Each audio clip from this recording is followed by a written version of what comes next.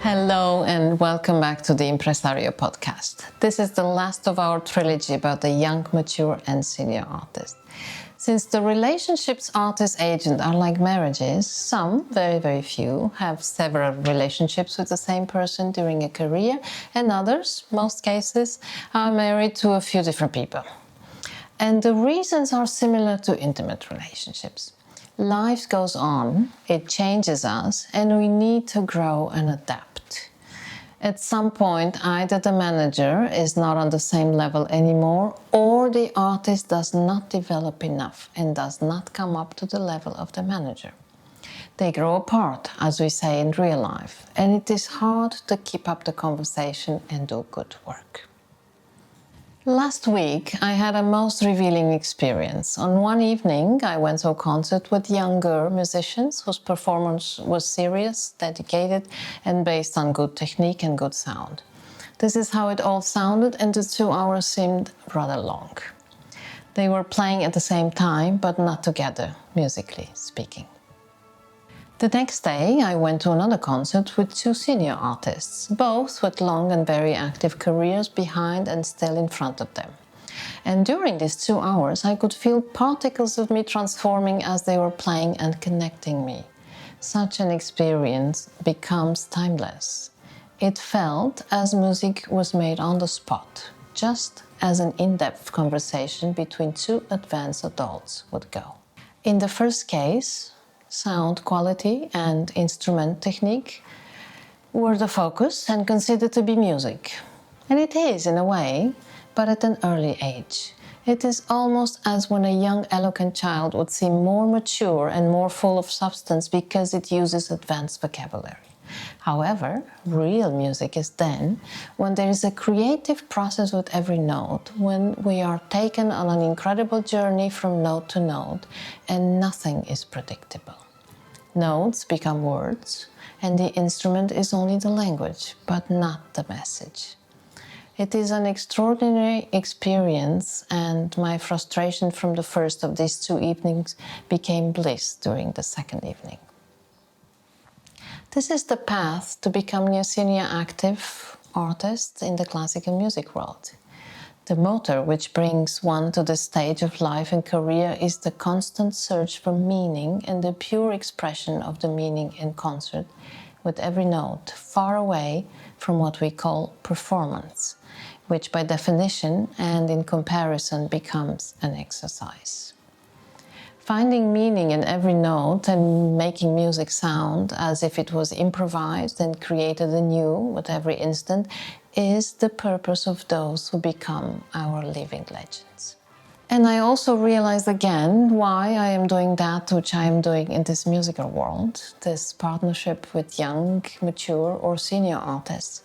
The conscious and unconscious purpose of my own contribution has the only horizon and planned consequence to have helped arrive to this advanced level of pure music making when time really becomes relative, because of its profound meaning given by every note, which again makes the very moment of making music of universal nature. When there is a change of management, sometimes there is a transitional time and a negotiation, and sometimes there isn't. It all depends on the quality of the separation. This transitional process should normally be done between the 2 agencies, the old and the new. But because there are many conflicting situations within this process, every situation is a bit different. The old agency still has the last word on the existing concerts in the calendar, which extend to at least 2 years in the future. The new agency has the last word in terms of what it agrees to take over from the old agency, or not, and just start fresh on a certain date. In the case of a senior artist, there is really no need for a transition as it is for a younger artist. A clean cut is often much better and less conflictional. The name of the artist is enough to start a conversation. Therefore, both agencies can navigate perfectly well with an off and on button. Often these changes happen with blaming, faults and resentment. just like in life, unfortunately. Nicer would be to say on either side, so sorry, I cannot do my best work with your path, or I would like to just try something new, or I don't feel comfortable anymore, or. There are numerous ways to do this and reasons to do it. It would be more constructive to put the focus on oneself than blame the other. In these moments, the ethic or the lack of it comes out on both sides, and sometimes it gets ugly, unfortunately. Some artists and agents stay together for decades. The two depend on each other. There is absolute trust and appreciation. They defend each other. Authority exists on both sides. Both respect the other's knowledge and talent. With younger artists, there can be a sense of when it goes well, it is my merit. When it goes badly, it is your fault. With the senior artists, however, success is understood as a team effort. Managing the career of a mature and senior artist is easier in a way and therefore often more enjoyable. It is also more balanced financially. Both parties know the rules and have had other relationships before. This helps a lot. The marionette analogy is much richer because the calendar offers hundreds of concerts from the past, projects and recordings, and different local careers that are already in place. So there are many ropes one can start to pull on right away. Plus, most importantly, one really does not have to explain anymore who one calls about, but dives right into the conversation when it comes to promoters and recording contracts. Strategy and creativity become here the main focus. In the moment when an artist has been on the concert stage for 30, 40, 50 years, it is like any other profession. One knows what one does, and there is a certain fluidity as far as the concert confirmations go.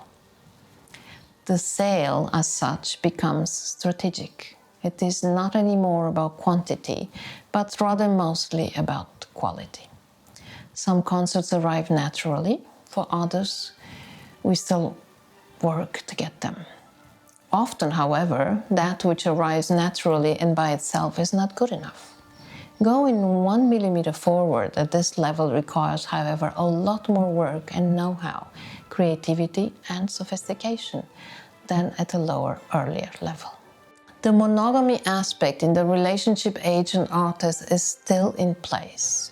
Regardless of who called whom and who confirmed the concert, this relationship is about a team effort, not about counting pennies.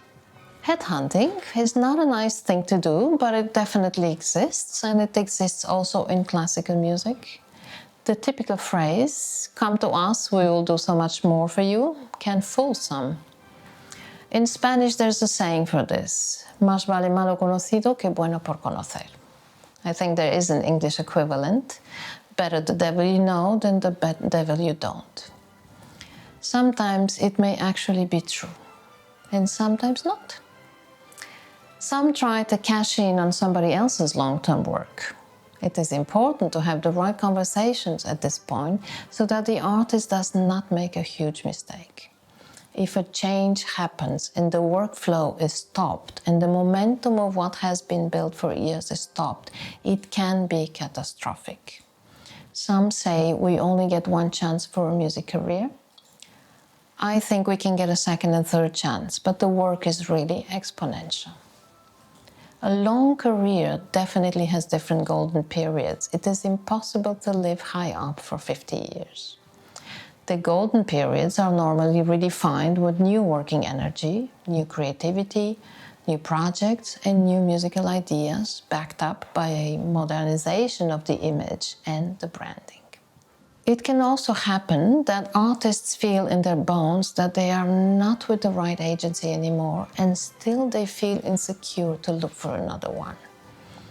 They know the agency does not make the best of the incoming opportunities, they don't follow up properly, they don't actively think creatively, or the agent just does not have good time management in an increasingly fast-paced world.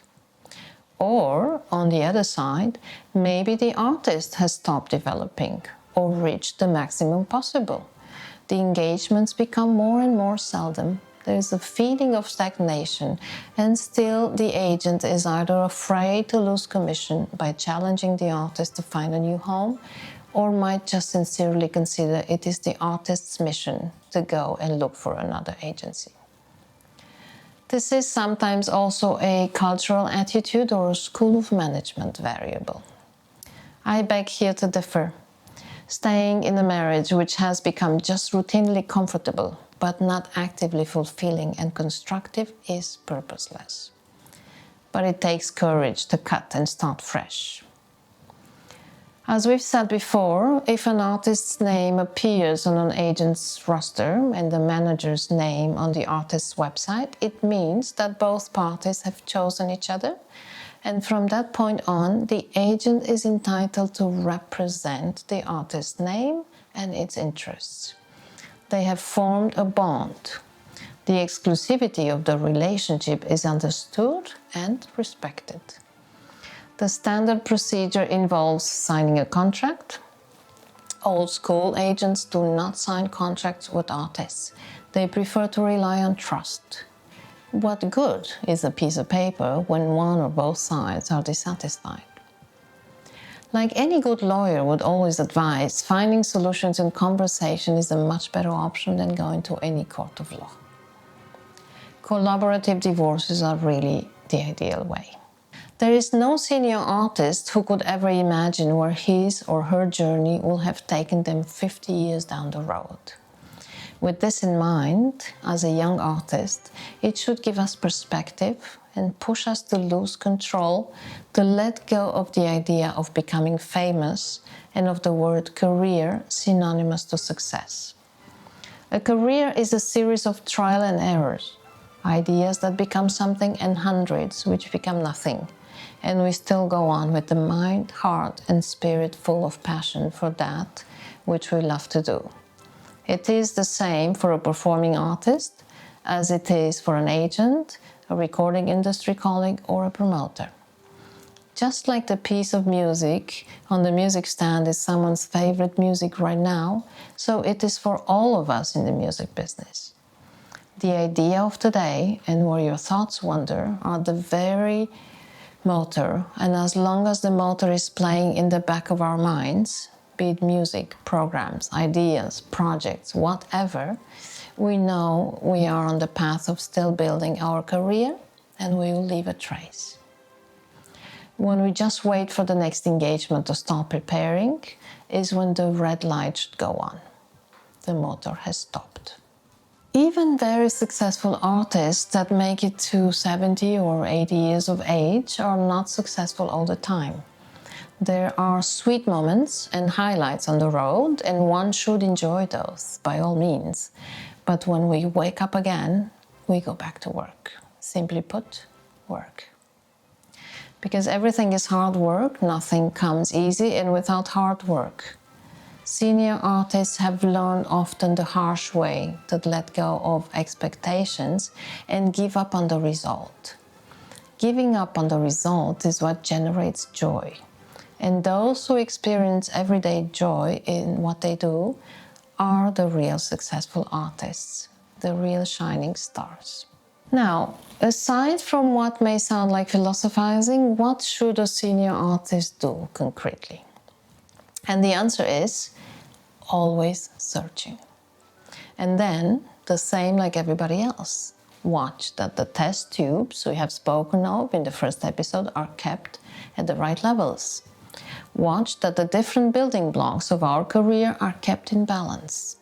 Find new projects and new creative ideas to celebrate round birthdays and to generate new sweet moments of attention, new moments for a new spotlight.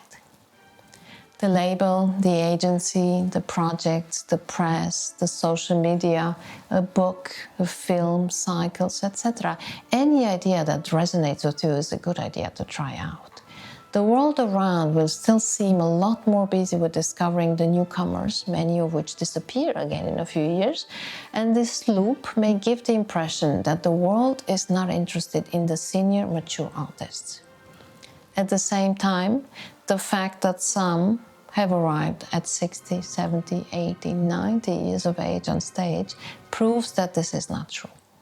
We adore and appreciate our senior artists, and they teach us so much. They take us on a discovery journey every time they walk out on stage. Their music makes us discover who we are ourselves on a deeper level. This mirror effect, which connects us to our deep self, is priceless. For me, personally, the prospect of being part of a younger artist's life and path needs this horizon as motor. This is my personal motivation. The encounter with a real, true, developed senior artist has a sacred dimension. We go to concerts, we listen to them, we work together with and alongside all kinds of musicians and performers. Very talented, less talented, young, mature, ripe, older, less or more developed, so that we in the end recognize the real, true artist.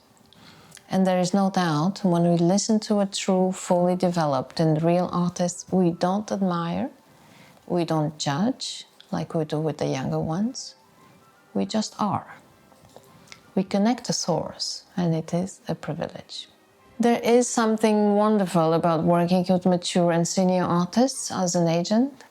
At least as far as my experience goes, there is a point of closeness, intimacy and trust reached, while still keeping a little space to breathe, a space where we store the respect for the other and a little respectful distance. And this has been one of the wonderful human things I have experienced in my career as a manager. With younger musicians, it can often tilt too quickly from too much artificial respect and awe when one does not have an agent, to a quick lack of respect and too much familiarity shortly after the relationship has started. We enjoy the first kind of relationship and dread the second. The mature artist has put the bar higher when it comes to engaging with the younger ones. But then again, we put things into perspective. We smile with kindness and comprehension at the young and try to recognize, most importantly, if the effort is worth it and will be helpful, and we can play a constructive role in the formation of the future person and the mature artist.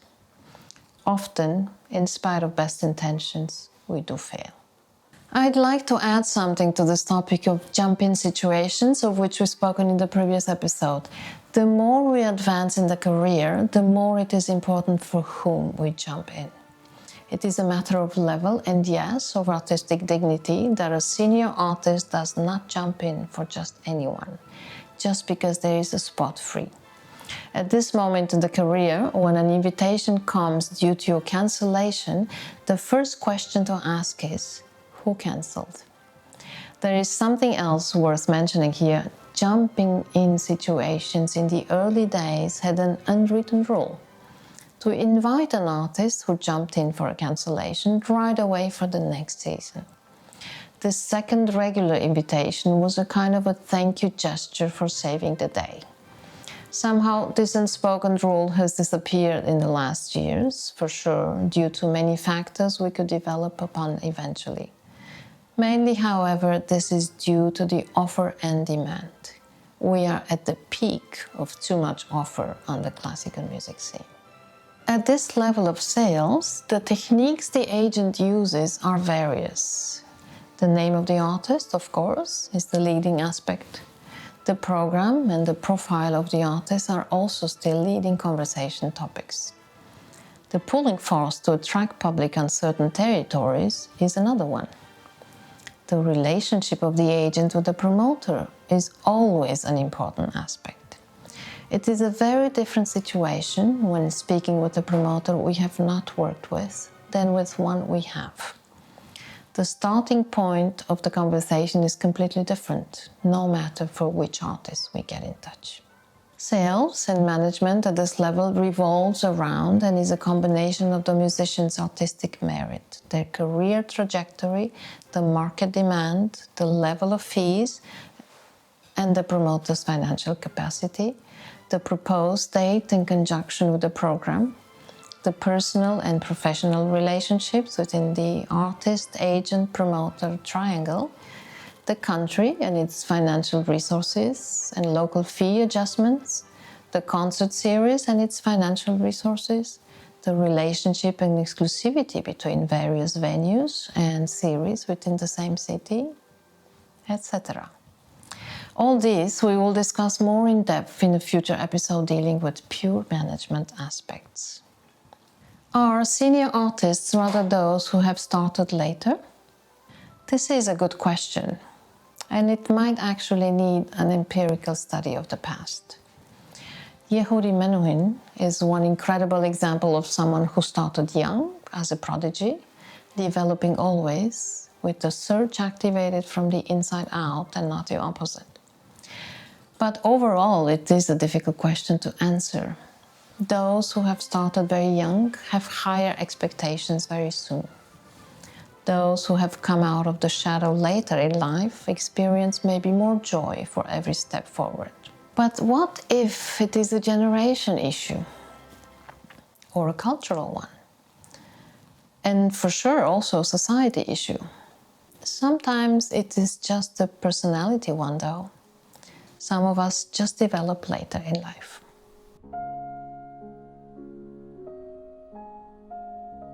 The recent release of a particular recording, Chopin Works played by Mihaela Ursulasa, pushes me into ending this episode on a rather sad topic.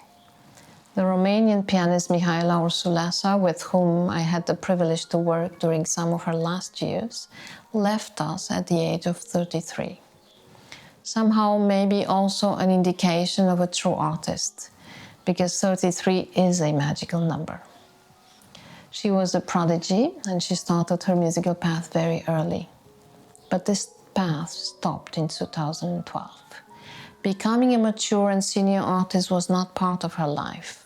This is a particularly difficult topic to go into, and I will eventually go into it in a different episode, because those of us that have managed and experienced the early death of an artist were never prepared for this. It is a harsh school of management, because even when an artist passes, we have so much to do.